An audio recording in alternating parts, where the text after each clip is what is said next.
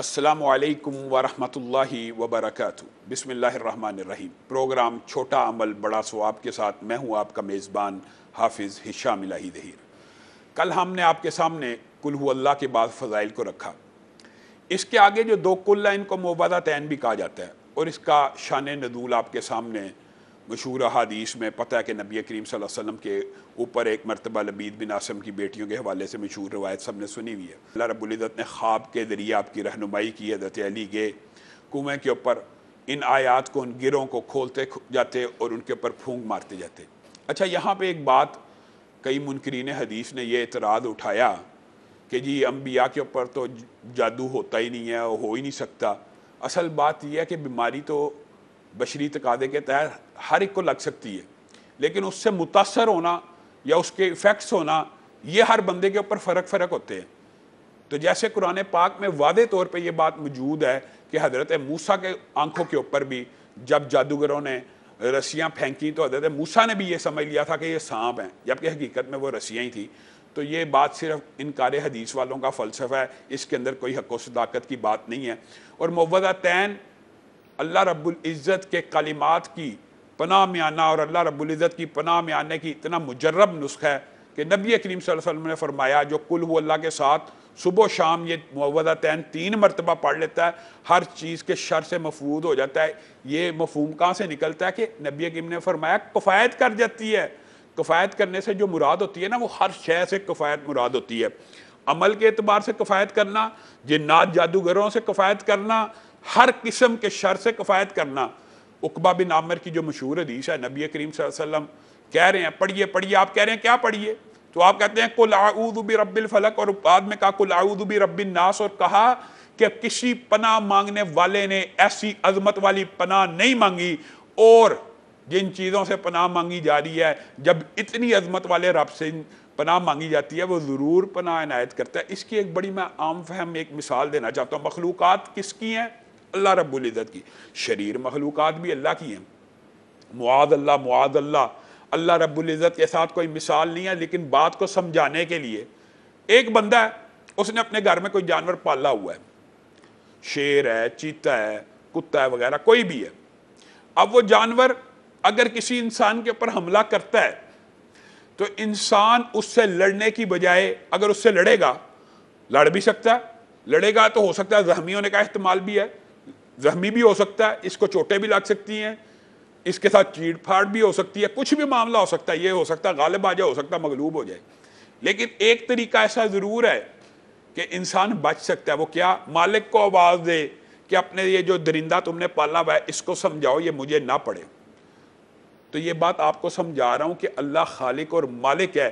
اگر اللہ رب العزت ہی کی پناہ میں آیا جائے گا مخلوقات سے تو اللہ تعالیٰ تو مخلوقات سے پناہ دے دے گا، اور میں اور آپ، علامہ معلمی نے ایک بڑی خوبصورت بات کی ہے کہ کوئی بندہ یہ سمجھتا ہے کہ اللہ رب العزت سے بڑا کوئی شفیق ہو سکتا ہے بندہ مومن کے اوپر، اللہ رب العزت سے زیادہ کوئی بندہ ایسا اللہ رب العزت سے زیادہ یعنی بندے کے اوپر کوئی شفقت کر سکتا ہے، تو یہ اس کی خام خیالی ہے، یہ مغالطے کے اندر ہے، اور یہ بہت بڑا احمق ہے۔ تو موعظتین کو پڑھنا چاہیے، صبح شام پڑھنا چاہیے، 3 مرتبہ پڑھنا چاہیے۔ ان کے بہت سے فضائل ہیں، اور اگر ہم موعظتین کو حقیقی معنوں میں پڑھیں گے جادو جنات سے بھی بچ جائیں گے، حاسدوں کے حسد سے بھی بچ جائیں گے، شریروں کی شرارت سے بھی بچ جائیں گے۔ اور بعض لوگ کہتے ہیں کہ ہمیں بڑے وسوسے پڑتے ہیں، تو یقین مانیے کہ انسان شیطانی وسوسوں سے بھی ان صورتوں کو پڑھ کے بچ جاتا ہے۔ ویسے قرآن پاک کے ویسے پڑھنے کے جو فضائل ہیں ان کے اندر قرآن پاک میں یہ بھی بات موجود ہے کہ جو بندہ فجر کے ٹائم قرآن پڑھتا ہے آسمان سے فرشتے نازل ہوتے ہیں، اور حضرت اسید کی مشہور حدیث ہے کہ وہ تلاوت کر رہے ہیں۔ اور بعض روایات میں یہ بھی بات آتی ہے شاید سورۃ کہف کی تلاوت کر رہے تھے۔ تو تلاوت تو قرآن پاک کی جہاں مرضی سے کی جائے، انہوں نے کیا دیکھا، میرا گھوڑا بدکنا شروع ہو گیا، اور ان کا ساتھ ہی بچہ بھی ہے۔ اب وہ گھوڑے کے بدکنے سے پریشان ہو گئے اور انہوں نے تلاوت کو موقوف کیا۔ جو ہی تلاوت کو موقوف کیا، کیا دیکھا کہ گھوڑا بدکنا بند ہو گیا۔ پھر انہوں نے تلاوت شروع کی، پھر گھوڑا بدکنا شروع ہو گیا۔ اچانک ان کی نظر اٹھی، انہوں نے کیا دیکھا کہ ایک بدلی سی ہے اور اس کے اندر ستارے ٹمٹما رہے ہیں۔ نبی کریم صلی اللہ علیہ وسلم کے پاس ماجرہ لے کر گئے کہ کل رات ایک عجیب واقعہ ہوا، میں قرآن پڑھتا تھا، گھوڑا بدکتا تھا، میں نے نظر اٹھائی، بادل کی ایک ٹکری سی تھی، اس کے اندر ستارے تھے۔ تو نبی کریم صلی اللہ علیہ وسلم نے کہا اگر تو تلاوت کرتا رہتا اسید تو مدینہ کے لوگ ان فرشتوں کو اپنی آنکھوں سے دیکھ لیتے جو تیری تلاوت کو سننے کے لیے اترے۔ آسمان سے ایک دروازہ ہر بندہ مومن کے لیے کھلتا ہے، یہ بات بھی یاد رکھیے گا۔ یہ جو قرآن پاک کی آیت ہے نا، فما بکت علیہم السماء والارض وما کانوا منذرین، یہ قرآن پاک کی آیت، اس آیت کی اگر ہم ٹرانسلیشن پڑھ لیں، اس آیت کی تفسیر سمجھ لیں تو یقین مانیں ہمارے بہت سے بند دریچے کھل جائیں۔ بندہ مومن جو بھی نیکی کرتا ہے آسمان کی طرف جاتی ہے، آسمان کی طرف اٹھتی ہے، اور ہر بندہ مومن کے لیے آسمان کے اندر ایک دروازہ ہوتا ہے۔ یہ آیت اللہ رب العزت نے کس موقع پر ارشاد فرمائی، اس کا بات آئی ہے تو پس منظر سمجھ لیجئے۔ جس وقت فرعون اپنے لاؤ لشکر کے ساتھ حضرت موسیٰ کے تعاقب میں نکلا، حضرت موسیٰ بنی اسرائیل کو بچا کر لے کے جا رہے ہیں، اور فرعون کے ظلم کی انتہا دیکھیے۔ یہ جو ظالم لوگ ہوتے ہیں نا، ان کی آئیڈیالوجی بھی یہی ہوتی ہے، ان کا نظریہ بھی یہ ہوتا ہے کہ جب مظلوم بندہ ان کے شر سے بھاگ رہا ہو، فرار بھی ہو رہا ہو، مزا رہا، تو اس کو بھاگنے بھی نہیں دیتے، کہا پیچھے لگو، لاؤ لشکر کے ساتھ پیچھا کیا۔ موسیٰ کو اللہ رب العزت نے راستہ دکھا دیا، سمندر پھٹ گیا، فرعون بھی اسی راستے کے اوپر چلا۔ خیر یہ ایک لمبا چوڑا واقعہ ہے۔ جب فرعون کے لشکری ڈوب گئے تو اس موقع کے اوپر قرآن پاک کی یہ آیت نازل ہوئی، فما بکت علیہم السماء والارض، کہ نہ ان کے اوپر آسمان رویا نہ زمین روئی۔ صحابہ ابن عباس کے پاس پیش ہوئے کہ اے ابن عباس اس آیت کی ذرا تفسیر اور تشریح سمجھا دیجیے، ہمیں سمجھ نہیں آئی۔ اور قربان جائیں حضرت عبداللہ ابن عباس کی فقاہت پر، نبی کریم صلی اللہ علیہ وسلم نے فرمایا تھا اللہ قرآن تو میرے پہ نازل ہوا ہے لیکن اس کا فہم عبداللہ ابن عباس کو عنایت فرما۔ عبداللہ ابن عباس تفسیر سمجھاتے ہیں صحابہ کو، تو کیا سمجھاتے ہیں؟ ہر بندہ مومن کے لیے آسمان میں ایک دروازہ ہوتا ہے، جب بندہ سجدہ کرتا ہے، جب بندہ ذکر کرتا ہے، جب بندہ نیکی کا کوئی کام کرتا ہے، جب بندہ کوئی چھوٹا سا بھی عمل کرتا ہے، تو یہ نیکی آسمان کے اس دروازے کی طرف چڑھتی ہے۔ جب ادھر چڑھتی ہے اس دروازے کو کھولا جاتا ہے، اور بندہ جب دنیا سے چلا جاتا ہے نا، تو وہ دروازہ سوچتا ہے کہ اب کوئی نیکی نہیں چاڑی، تو اللہ رب العزت کی بارگاہ میں آ کے کہتا ہے اللہ مجھے لگتا ہے تیرا فلاں بندہ دنیا میں نہیں رہا، اور رونا شروع کر دیتا ہے۔ یعنی فرعون اور اس کے لشکر کے لوگ ہزاروں لاکھوں کی تعداد میں ہوں، غرق ہو جائیں، ان کے اوپر نہ آسمان روتا ہے نہ زمین روتی ہے، اور بندہ مومن اتنا عظمت والا، اتنا برکت والا، اتنا محترم، اتنا مقدس ہوتا ہے کہ اس کے اوپر آسمان بھی روتا ہے اور زمین بھی روتی ہے۔ آسمان تو روتا ہے کہ جیسے عبداللہ ابن عباس نے بتلا دیا، وہ دروازہ جب دیکھتا ہے نیکی کا کوئی عمل نہیں اٹھتا، وہ بندہ مومن کی جدائی میں رونا شروع کر دیتا ہے۔ اسی طرح وہ زمین روتی ہے، جہاں پہ وہ سجدے کیا کرتا تھا، جہاں پہ وہ سجدہ کرتا تھا تو زمین کا کلیجہ ٹھنڈا ہوتا تھا، آج وہ زمین کا ٹکڑا بھی روتا ہے کہ وہ بندہ مومن کہاں چلا گیا۔ اور یہ بات دیگر احادیث سے بھی ثابت ہوتی ہے۔ یہاں پہ ہم لیتے ہیں ایک چھوٹا سا وقفہ، اور وقفے کے بعد آپ کی خدمت میں دوبارہ حاضر ہوں گے۔ والسلام علیکم ورحمۃ اللہ وبرکاتہ۔ ویلکم بیک، پروگرام چھوٹا عمل بڑا ثواب میں ایک مرتبہ پھر خوش آمدید۔ معزز سامعین گرامی قدر، چونکہ بات آئی ہے اس کی کچھ تفاصیل آپ کے سامنے رکھتے ہیں۔ یہ بات یاد رکھیے کہ سائنس جتنی مرضی ترقی کر جائے وحی کے لیول پہ نہیں پہنچ سکتی۔ وحی ایک ایسا علم ہے جو آسمان سے نازل ہو رہا ہے، اور جب آسمان سے کوئی بات اللہ رب العزت کہہ دیں تو اس میں کوئی اشکال شبہ کی گنجائش نہیں ہوتی۔ یہ جو بات ہم نے آپ کے سامنے رکھی ہے کہ بندہ مومن کے نیک اعمال ختم ہو جانے سے زمین بھی روتی ہے، آسمان بھی روتا ہے، اسی طرح ذکر سے دور ہونے کی وجہ سے زمین و آسمان روتے ہیں۔ اس کی دلائل احادیث میں متعدد ہیں، آپ کے سامنے چند باتیں رکھتا ہوں۔ نبی کریم صلی اللہ علیہ وسلم نے ایک نیا ممبر بنوایا۔ آپ پہلے کھجور کے ایک تنے کے اوپر بطور ممبر اس کو استعمال کیا کرتے تھے، اور اللہ کا ذکر لوگوں کے سامنے رکھا کرتے تھے، اور اس کے اوپر خطبہ بھی دیا کرتے تھے۔ جب نیا ممبر بن گیا تو نبی کریم صلی اللہ علیہ وسلم جب نئے ممبر کی طرف منتقل ہوئے، کھجور کا وہ خشک تنا رونا شروع ہو گیا، اور اس کے اندر سے، اور یہ بات دیگر احادیث سے بھی ثابت ہے کہ نبی کریم صلی اللہ علیہ وسلم کو پتھر سلام کیا کرتے تھے۔ نبی کریم نے خود کہا میں مکہ کے ان پتھروں کو جانتا ہوں جو مجھے سلام کیا کرتے ہیں، اور یہ بات قرآن پاک کے اندر بھی موجود ہے، اور متعدد اس کی دلائل موجود ہیں۔ لیکن آپ کے سامنے بات مختصر رکھتے ہوئے کہتا ہوں کہ نبی کریم صلی اللہ علیہ وسلم اترے اپنے ممبر سے اور اس کو جا کے گلے لگا لیا، اور کیا کہا؟ خاموش ہو جا، چپ کر جا، اور صحابہ کو یہ خطاب کرتے ہوئے کہا اگر میں اس کو خاموش نہ کرواتا تو یہ قیامت تک روتا ہی چلا جاتا۔ یعنی نبی کریم صلی اللہ علیہ وسلم سے دوری، اللہ کے ذکر سے دوری، جو بات ہم آپ کے سامنے رکھ رہے ہیں کہ ذکر الہی کی چند اقسام کو آپ کے سامنے بیان کیا، انشاءاللہ اور بھی اقسام آپ کے سامنے رکھنی ہے کہ جو چھوٹے سے چھوٹا ذکر بڑا بڑا ثواب، وہ آپ کے سامنے ہم رکھتے چلے جائیں گے۔ لیکن اللہ کے ذکر سے دوری پر کھجور کا تنا رو رہا ہے۔ قرآن پاک میں ایک آیت موجود ہے کہ تقاد السماوات یتفطرن منہ وتنشق الارض وتخر الجبال حدا ان دعوا للرحمن ولدا۔ آپ بتلائیے، اللہ رب العزت قرآن پاک کے اندر کہہ رہا ہے کہ آسمان کا دل کرتا ہے وہ ٹوٹ جائے، وہ گر جائے، زمین پہ آ جائے، زمین کا دل کرتا ہے اس کا کلیجہ پھٹ جائے، پہاڑوں کا دل کرتا ہے وہ ریزہ ریزہ ہو جائیں۔ کس بات کے اوپر؟ ان دعوا للرحمن ولدا، جب کوئی کہتا ہے اللہ رب العزت نے بیٹا جنا ہے۔ آپ بتلائیے، یہ احساسات، یہ فیلنگز آسمان کی، زمین کی، پہاڑوں کی بیان نہیں ہو رہی۔ انشاءاللہ نیک اعمال کے اندر ہم آپ کے سامنے وہ عمل بھی رکھیں گے کہ آنسو کا ایک قطرہ زمین پہ گرتا ہے تو زمین کا کلیجہ ٹھنڈا ہوتا ہے۔ گویا ان چیزوں کے اندر بھی احساسات ہوتے ہیں۔ نبی کریم صلی اللہ علیہ وسلم نے ارشاد فرمایا جب لبیک کہنے والا لبیک کہہ رہا ہوتا ہے تو دائیں اور بائیں ہر چیز اس کے ساتھ مل کے لبیک کہتی ہے۔ جب مؤذن اذان دے رہا ہوتا ہے تو حد نگاہ تک اس کی مغفرت ہو رہی ہوتی ہے، اس کے لیے دعائیں کی جا رہی ہوتی ہیں، اور قیامت کے دن یہ چیزیں اس کے لیے گواہ بنتی ہیں۔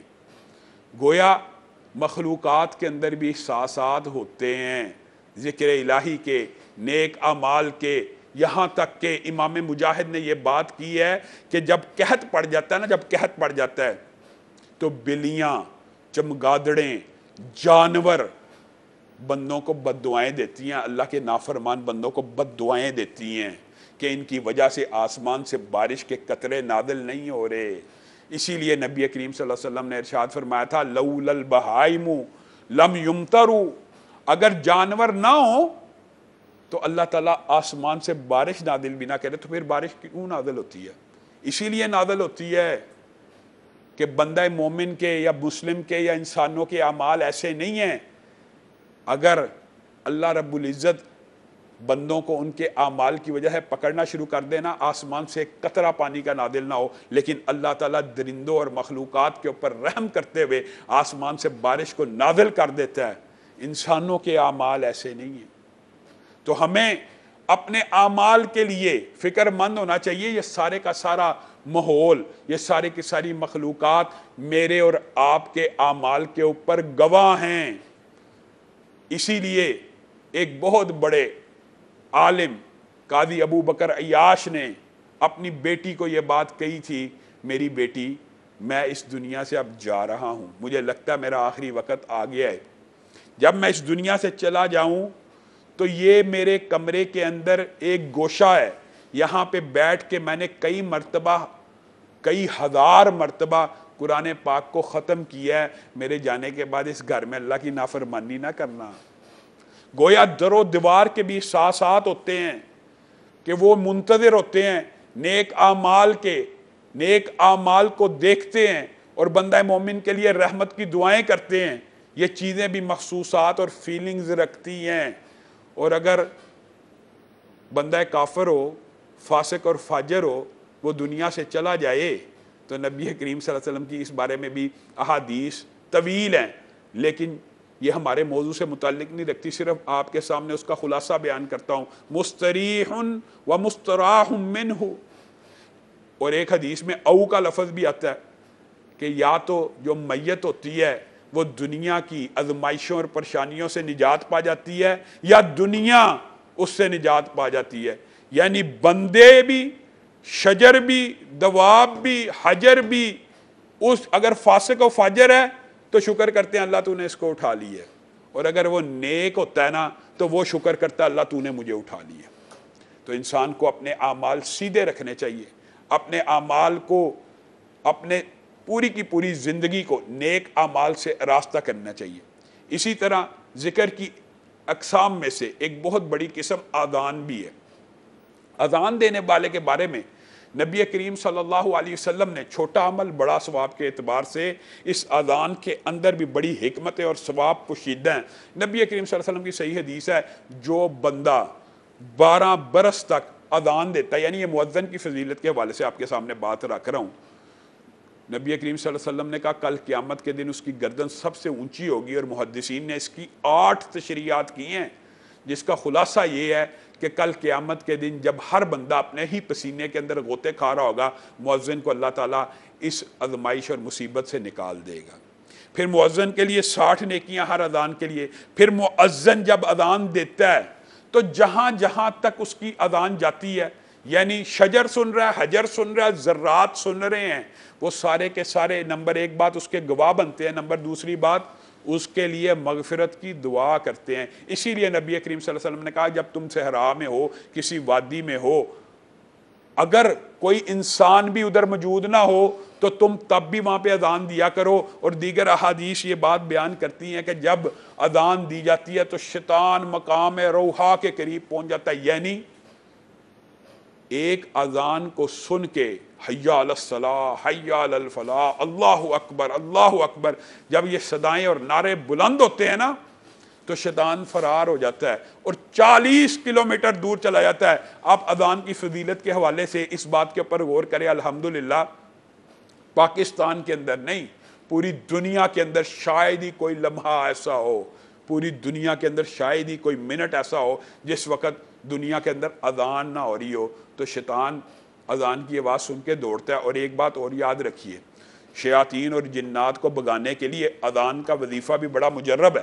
خیر یہ تو ساری باتیں ہیں مؤذن کے لیے کہ جو اذان دے رہا ہے تو جو سن رہا ہے وہ کیا کرے؟ کیا وہ اجر و ثواب سے وہ محروم ہو گیا؟ ہرگز نہیں۔ جیسے نبی کریم صلی اللہ علیہ وسلم نے کہا اگر تمہیں خبر ہو جائے کیا کچھ اذان میں اور پہلی صف میں ہے، اس کا کیا مطلب ہے کہ یہ چھوٹے سے عمل میں اتنا بڑا اجر ہے۔ اگر تمہیں اس بات کا حقیقی معنوں میں ادراک ہو جائے نا، تم آپس میں اس کو پانے کے لیے قرآن دادی کرو۔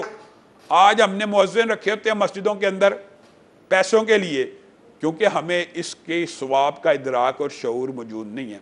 پہلی صف کا اور اذان کا دینے کا یا اس کو پانے کا اجر و ثواب یہ ہے کہ اگر ہمیں اس کا اجر و ثواب جو کل قیامت کے دن ملنا ہے، انشاءاللہ ملنا ہے، نیکی کا چھوٹے سا چھوٹا عمل انسان نے اس دن اپنے سامنے پانا ہے، جب ہم وہ عمل دیکھیں گے نا ہمیں اس کا اجر و ثواب کا ادراک اور شعور ہو جائے گا، تو ہم یہ خواہش کریں گے کاش ہم آپس میں قرآن دادی کر لیتے، قرآن دادی کر کے اذان دینے کی جستجو کرتے، یعنی آپس میں لائن بنی ہوتی کہ میں نے اذان دینی ہے، میں نے پہلی صف کے اندر کھڑے ہونا ہے۔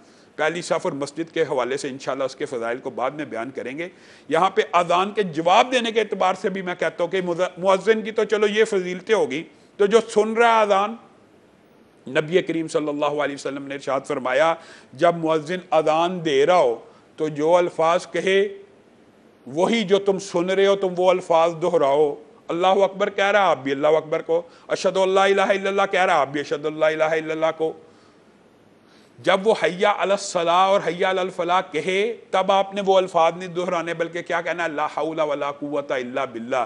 جو بندہ پوری اذان کے جواب کے اندر یہ الفاظ کہہ دے، نبی کریم صلی اللہ علیہ وسلم چھوٹا عمل بڑا ثواب یہ بیان کر رہے ہیں، دخل الجنہ، وہ جنت میں داخل ہو گیا۔ اب بتائیے ایک اذان کا جواب دینے میں کتنا وقت درکار ہوتا ہے؟